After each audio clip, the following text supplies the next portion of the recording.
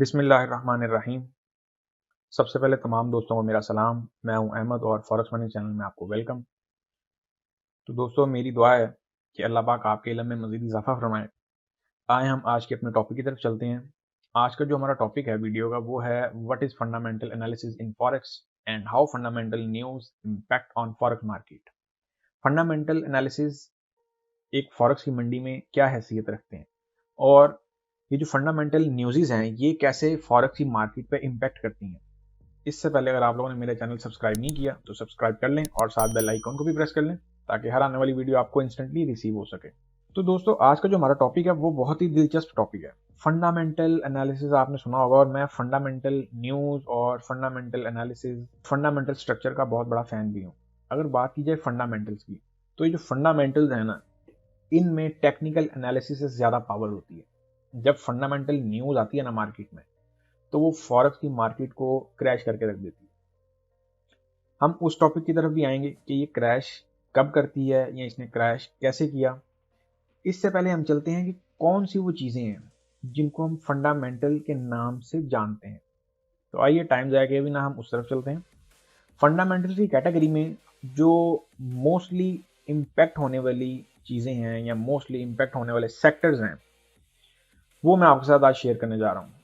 मेरी नज़रिए के मुताबिक 7 तरह के फंडामेंटल एनालिसिस और 7 तरह की फंडामेंटल न्यूज़ की किस्में हैं जो एक फॉरेक्स की मार्केट को इस तरीके से हिला के रखती हैं कि आपके जो टेक्निकल एनालिसिस या कोई भी आपने ट्रेड सेटअप बनाए होते हैं वो सब के सब डिस्ट्रॉय कर दिए जाते हैं। पहले नंबर पे जो मेरे पास सेक्टर है वो है वॉर का। आपने बहुत सारी वीडियोस देखी होंगी जिसमें इन्फ्लेशन का जिक्र हुआ होगा, स्पीच का बताया गया होगा कि जी स्पीच इंपैक्ट करती है, इकोनॉमी भी करती है, अनएम्प्लॉयमेंट रेट भी करता है, जीडीपी भी करता है, इंटरेस्ट रेट भी करता है। लेकिन ये जो वॉर है ना, वॉर, इसका नाम आपने बहुत कम वीडियोस में सुना होगा।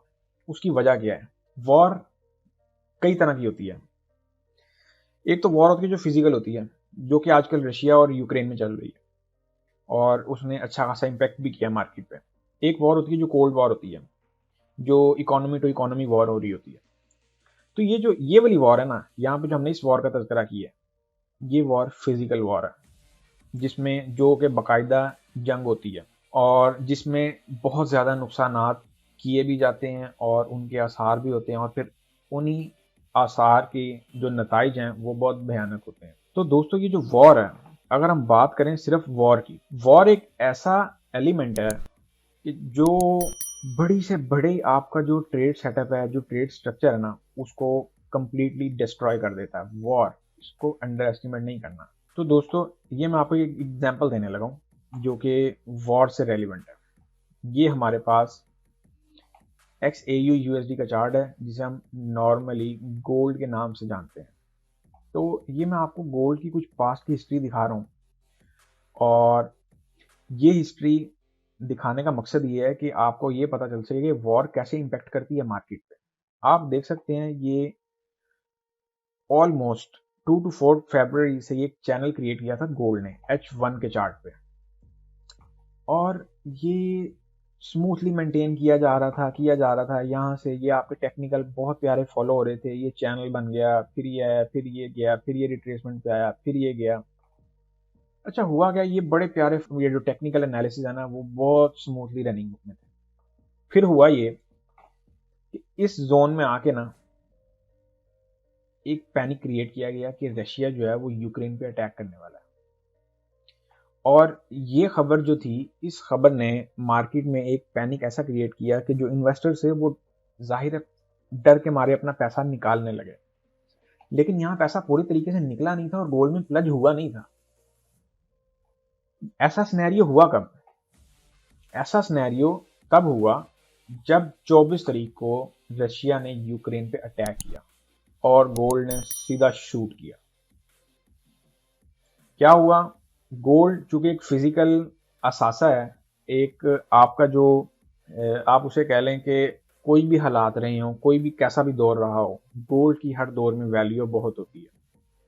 और अगर बात की जाए गोल्ड की तो जब हालात जब ख़राब होते हैं और इंसान के पास कुछ भी नहीं ना रहता, कोई एसेट नहीं रहता, तो गोल्ड उस टाइम पे एक एसेट के तौर पे बाइंग सेलिंग या किसी चीज के लेन देन के लिए यूज किया जाता है। यही वजह है कि लोगों ने फॉरेक्स मार्केट से पैसा निकाला और गोल्ड में इन्वेस्ट किया। इसकी एक मिसाल मैं आपको यूं भी देता हूं। ये तो हो गया गोल्ड का चार्ट। अब हम चलते हैं सिंपली पाउंड यूएसडी के चार्ट पे। पाउंड यूएसडी यहां तक 24 तारीख से पहले पहले अगर आप देख सकते हैं तो ये एक रेंज में था। ये एक रेंज चल रही थी इसकी H1 के चार्ट पे। इसका कुछ कंफर्म नहीं था कि ये एक ठीक है, ये डाउन आता था, अब चला जाता था, फिर डाउन आता था, फिर इसी तरह रिट्रेसमेंट करके अब जाता था। बहुत प्यारा साइडवे था। एक अगर साइडवे में टेक्निकल समरी को देखा जाए तो ये बहुत प्यारी साइडवे की टेक्निकल समरी फॉलो कर रहा था। लेकिन जैसे ही अटैक हुआ यूक्रेन पे रशिया की तरफ से, तो आप देख सकते हैं ये 24 तारीख को मार्केट क्रैश कर गई और एकदम मार्केट फुली शार्पली लोअर हो गई। और उसके बाद फिर मार्केट में स्टेबिलिटी आहिस्ता आहिस्ता आनी शुरू हुई। लेकिन ये इम्पैक्ट आप देख सकते हैं बाकायदगी से कि ये इम्पैक्ट अभी तक मार्केट में ऑलमोस्ट था। 15 से 16 मार्च तक ये इम्पैक्ट रहा और उसके बाद आप देख सकते हैं कि मार्केट एक सिम्प में जाती गई और with in a days market ने तकरीबन 500 पिप्स प्लस की मूवमेंट ली। 500 पिप्स प्लस की मूवमेंट एक नॉर्मली एक ट्रेंड की होती है जो कि एक सीक्वेंस से आती है। लेकिन ये एक पैनिक सिचुएशन थी जिसमें मार्केट क्रैश करती गई और फिर आखिर उसे यहाँ पे आके कुछ स्टेबिलिटी मिली, जहां से वापस उसने कुछ अपनी अपवर्ड मूवमेंट जो है वो लेनी शुरू की। तो मैं क्यों ये वॉर का जो वर्ड है उसको मैंने आज के टॉपिक में रखा, वो इसीलिए रखा क्योंकि जो वॉर है ना, वॉर ये बहुत अहम एलिमेंट है। ये जब भी हो, भले ही 2 सालों में हो, 3 सालों में, 4 साल में हो और 5 साल में हो और 10 साल में हो, लेकिन ये एक बहुत अच्छा खासा फॉरेक्स की मंडी को नुकसान पहुंचाता है। दूसरे नंबर पे आते हैं इन्फ्लेशन। महंगाई।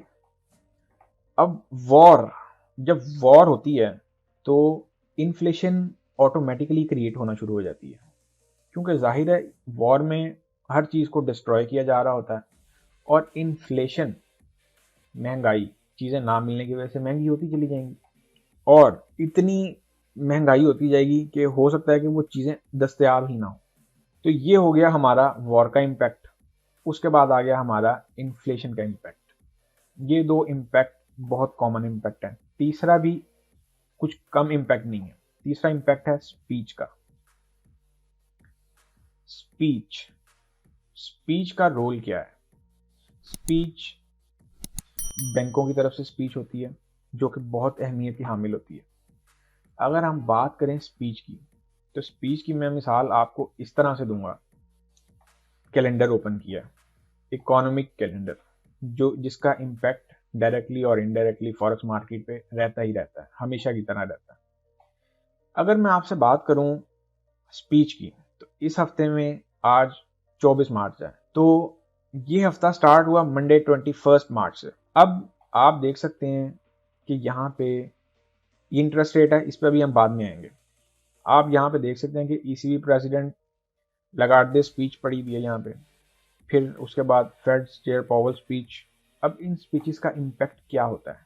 इन स्पीच का impact most of the time तो नॉर्मली आ जाता है। जो इनके कमेंट्स होते हैं ना, वो बेसिकली मार्केट पे इम्पैक्ट करते हैं। ये एक मैं आपको यूरो पाउंड का चार्ट है, उसकी मिसाल देने लगा हूँ। मोस्ट ऑफ द टाइम क्या होता है, ये देख सकते हैं आप, इसी दिन यूरो की स्पीच भी थी और इसी दिन यूएसडी की स्पीच। हुआ क्या कि यूरो ने जो कमेंट दिए उसके एवज मार्केट डाउन डाउन डाउन आती गई। स्पीच का रोल क्या होता है? स्पीच नॉर्मली डाटा और स्पीच में फर्क क्या होता है? डाटा जब इम्पैक्ट करता है एक जगह पे, मिसाल ले लें कि इस जोन में डाटा आया, वो क्या करेगा? कैंडल नीचे आई, ऊपर गई, नीचे आई, ऊपर गई, नीचे आ गई, फिर एकदम ऊपर चली गई। ये हो गया डाटा इंपैक्ट। ये कौन सा इंपैक्ट हो गया? Data impact. अब जो स्पीच इंपैक्ट है ना, स्पीच इंपैक्ट क्या करता है? स्पीच में कैंडल्स बनती जाती हैं, बनती जाती हैं, बनती जाती हैं और मार्केट नीचे आके साइडवे का रूप तैयार करना शुरू कर देती है, अनटिल कि मार्केट को कोई नेक्स्ट सिग्नल ना मिले फॉर अप लेग और फॉर डाउन लेग। इसीलिए कहा जाता है कि जो स्पीच का इंपैक्ट है वो बहुत अहमियत का हामिल है। स्पीच का जो इम्पैक्ट है वो बहुत अहमियत का हामिल है। इसके बाद हम चलते हैं इकोनॉमी। What is economy? अगर हम बात करते हैं इकोनॉमी की, इकोनॉमी क्या होती है? किसी भी मुल्क की माशी सूरत हाल, ये इकोनॉमी की सिंपल डेफिनेशन है। और इकोनॉमी कैसे इम्पैक्ट करती है? जाहिर है जब एक मुल्क की माशी सूरत हाल बेहतर हो गई तो डेफिनेटली वो करेंसी में भी ऑटोमेटिकली एक जान आती जाएगी। अगर उस मुल्क की माशी सूरत हाल डाउन जाती जाएगी जाती जाएगी जाती जाएगी, उसी लिहाज से उस करेंसी पर इम्पैक्ट होगा। अब आ जाते हैं हम अनएम्प्लॉयमेंट रेट पे। What is unemployment rate? Unemployment rate एक बहुत बड़ा सेक्टर है। अनएम्प्लॉयमेंट रेट ये भी ज़रूर देखा जाता है कि ये किस कंट्री का डाटा है, किस मुल्क का डाटा है। मिसाल है, अगर मैं इन डाटों की बात करूँ ना, तो ये जो मेरी कंसिडरेशन है ना इन डाटों को लेके, वो यूरोप और यूएसए को लेके ज़्यादा है। एशिया भी है, लेकिन यूरोप और यूएसए का बहुत ज़्यादा इम्पैक्ट रहता है मार्केट पे। फिर थर्ड नंबर पे एशिया आता है। इसी तरह अगर हम अनएम्प्लॉयमेंट रेट की बात करें तो इसको मैं इस तरह बयान करूंगा आपको कि अनएम्प्लॉयमेंट है क्या। अनएम्प्लॉयमेंट बेरोजगारी, शरह बेरोजगारी, इसमें इजाफा हुआ है तो ऑफ कोर्स वो करेंसी जो है नीचे आएगी। अगर इसमें कमी हुई है तो ऑफ कोर्स वो करेंसी स्ट्रॉन्ग होती जाएगी। फिर चाहे वो डॉलर हो, चाहे वो यूरो हो, चाहे वो पाउंड हो, कोई भी करेंसी आप ले लें, तो ये अनएम्प्लॉयमेंट रेट का भी इम्पैक्ट मार्केट पे रहता है। और उसके बाद जो हमारा अगला टॉपिक है वो है जीडीपी, ग्रॉस डोमेस्टिक प्रोडक्शन। आपके मुल्क में जो प्रोडक्शन हो रही है उसकी सूरत हाल क्या है, वो कितनी तेज़ी में किस क्वांटिटी में एक्सपोर्ट हो रही है, उसकी कवरेज है वो कहाँ तक पॉसिबिलिटी उसकी बन पा रही है, उसके मामला कहाँ पे जो है वो ग्रिप कर पा रहे हैं। तो जैसे जैसे आपकी किसी भी मुल्क की जीडीपी रिपोर्ट बेटर होगी तो ऑफ कोर्स उसकी करेंसी एक वैल्यूएबल बनती जाएगी। इसी तरह अगर जिसका जीडीपी रेट लो होता जाएगा तो उस करेंसी की जो वैल्यू है वो डी वैल्यू होकर डे बाय डे लो होती जाएगी। अब हम चलते हैं इंटरेस्ट रेट्स की तरफ। इंटरेस्ट रेट क्या होते हैं? इंटरेस्ट रेट के आम मायने ये हैं कि कोई भी मुल्क अपना इंटरेस्ट रेट बढ़ाता है तो ऑब्वियसली उसकी करेंसी स्ट्रांग हो जाती है, और अगर वो इंटरेस्ट रेट अपना कट करता है तो उसकी करेंसी लो हो जाती है। लेकिन फॉरेक्स मार्केट में इंटरेस्ट रेट का जो इम्पैक्ट है वो भी दो तरह का होता है। एक तो वो होता है कि इंटरेस्ट रेट बढ़ा तो करेंसी ऊपर चली गई, और इंटरेस्ट रेट अगर कट हुआ तो करेंसी नीचे आ गई। अगर हम बात करते हैं दूसरी तरह की, तो last week Bank of England pound ने अपना इंटरेस्ट रेट बढ़ाया था। अब क्या सूरत हाल थी? इन्होंने इंटरेस्ट रेट बढ़ाया अपना 17 मार्च को। और अब हम चलते हैं चार्ट की तरफ, जो कि पाउंड यूएसडी का चार्ट है। जब इन्होंने इंटरेस्ट रेट बढ़ाया तब मार्केट यहां पे थी। क्या वजह हुई कि इंटरेस्ट रेट के बाद मार्केट सडनली ड्रॉप हो गई? ये पूरी कैंडल एक एक स्ट्रेट वे में नीचे आ गई। क्या वजह थी? ये कैंडल फुल डाउन क्यों आ गई? इसकी वजह नॉर्मली ये थी कि जब इंटरेस्ट रेट बढ़ाना था पाउंड में, इन्होंने इंडिकेशन कुछ दिन पहले ही कर दी हुई थी। अब सूरत हाल ये बनी कि जब इंटरेस्ट रेट की अफवाहें आनी शुरू हुई ना, जब र्यूमर्स क्रिएट होनी शुरू हुई कि जी जो है पाउंड का इंटरेस्ट रेट बढ़ रहा है, तो क्या थी वजह? बायर मार्केट में एंटर होना शुरू हो गए। बायर बेसिकली मार्केट को पुश करते करते करते करते एक र्यूमर की कंडीशन में, एक अफवाह की सूरत में मार्केट को फुल खींच के ऊपर ले गए। ये बेसिकली बायर का पुश था।